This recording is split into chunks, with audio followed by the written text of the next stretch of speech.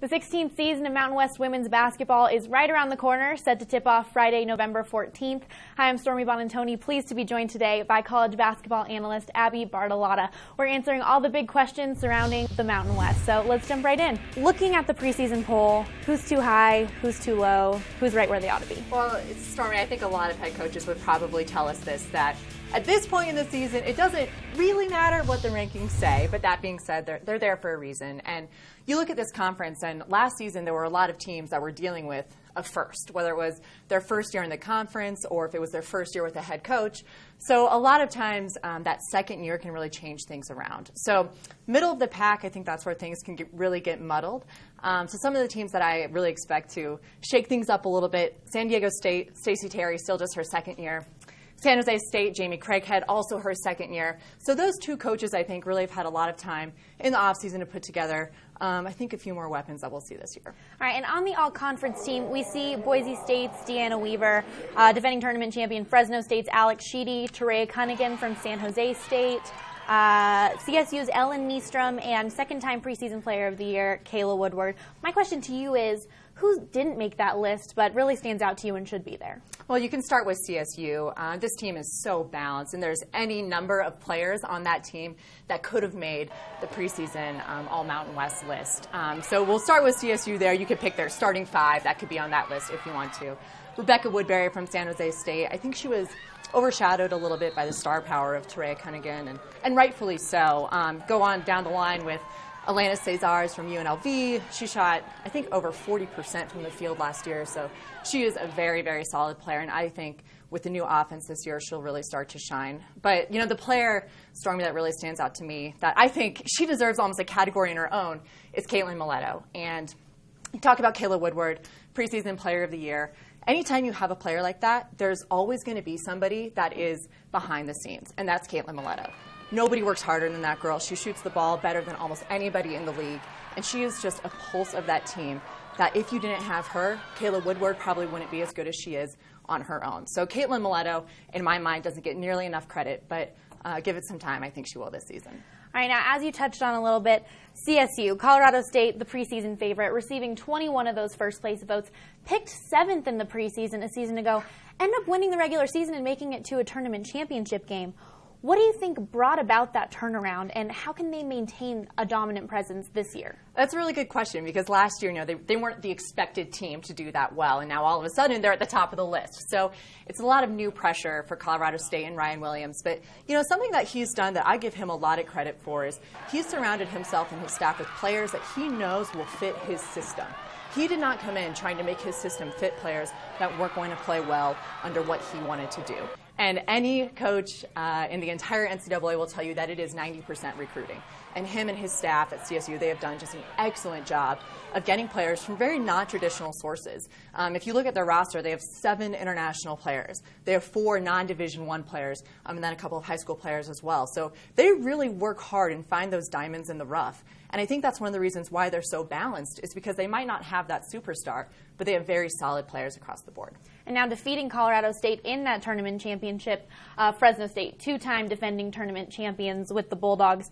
So obviously there's a strong foundation there, but they're starting over with a new head coach in Jamie White, and for some of these seniors, it's a third head coach in 4 years. It's nothing new for those girls. And Alex Sheedy, one of the top players in the league, she just does it time and time again, no matter who is her head coach. And she's one of the best players in the league at playing inside out, and she is virtually undefendable because she can take you inside, she can knock down the three. But there's 2 things that are going in favor for Fresno State, despite the fact that Jamie White is their 3rd head coach in 4 years.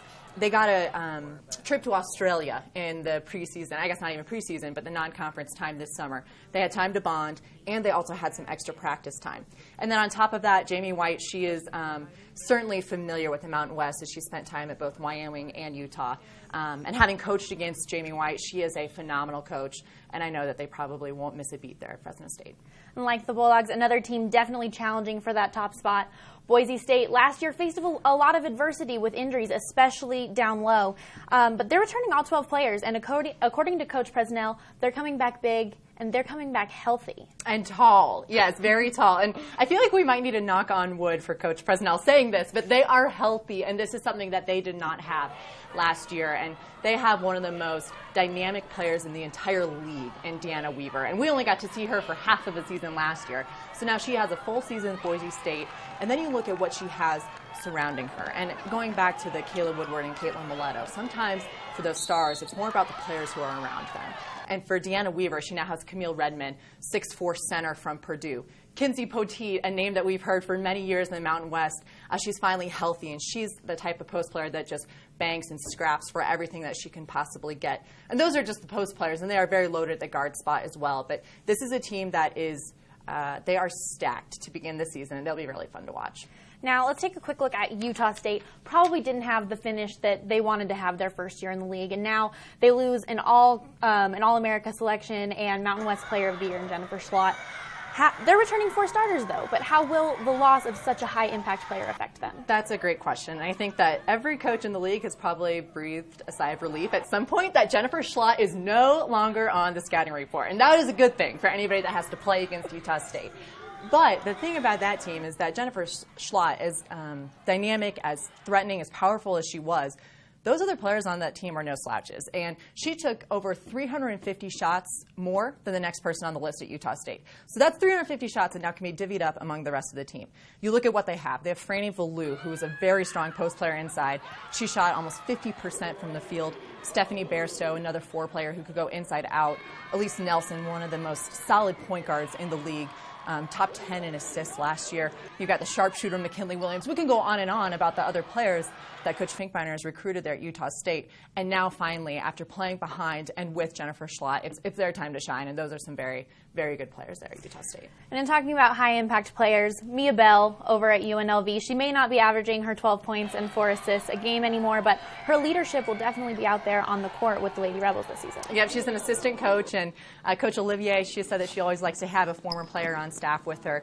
And I think Mia, such a heady point guard when she played at UNLV. She knows the game, she thinks the game, and it's very pertinent that they have her this year because UNLV is going to be running a new offense. They're going to look to spread things out a little bit more. They want to give some of their quicker guards, Danielle Miller, the chance to really penetrate, get inside the lane.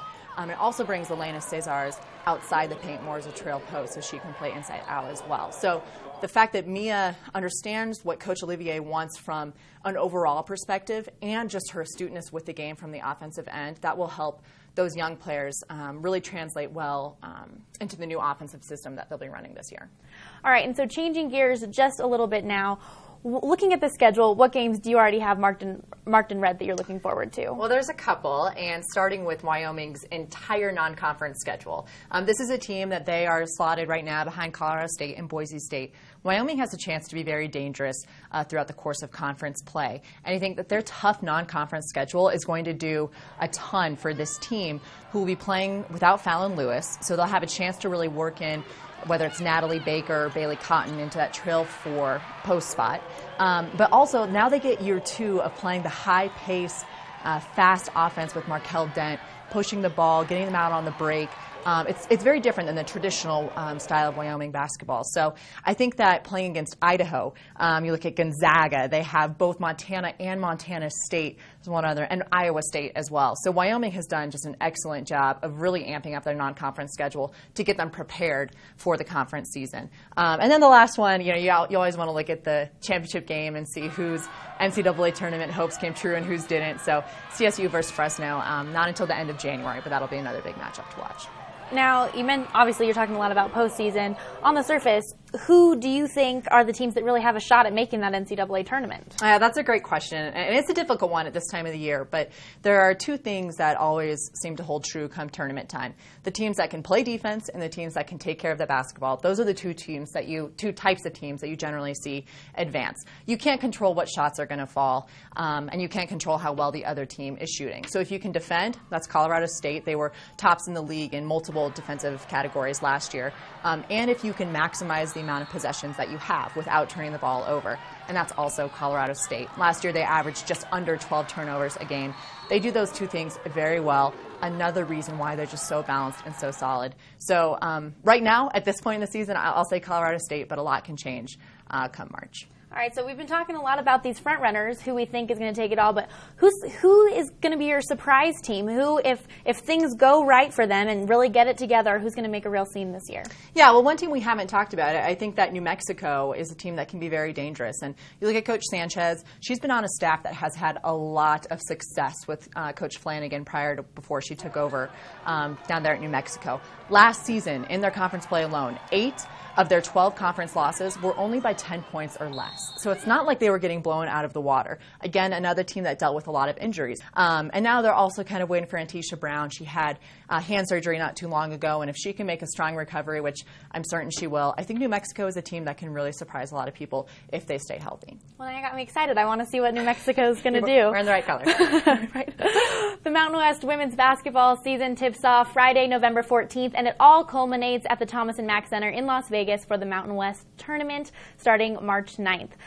From the Mountain West Network studio, for Abby Bartolotta, I'm Stormy Buonantony.